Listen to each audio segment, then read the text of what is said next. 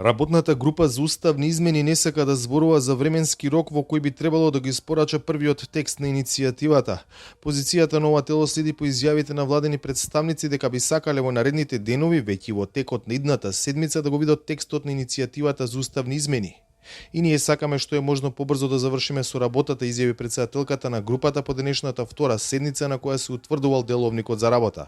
Не би калкулирала со време, прво заради тоа што никој пат не се знае кога и како ќе се одвиваат работите. Факт е дека ние сакаме исто така колку е можно побрзо да се заврши оваа работа, меѓутоа, како да ви кажам, сите тие работи не зависат само од нас.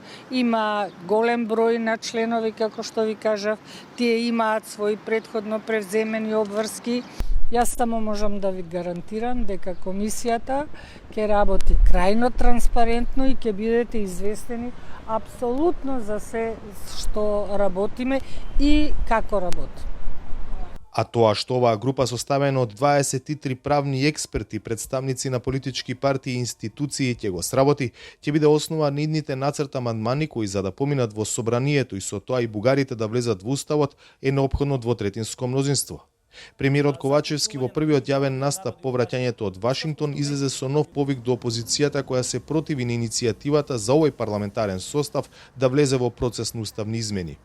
Сметам дека сите политички партии имаат и одговорност и обврска кон граѓаните ова прашање да го имаат како врвен приоритет на својата политичка агенда, бидејќи европското пристапување на државата не може да биде заложник на кариерата на еден човек или на една политичка партија, се работи за стратешко прашање.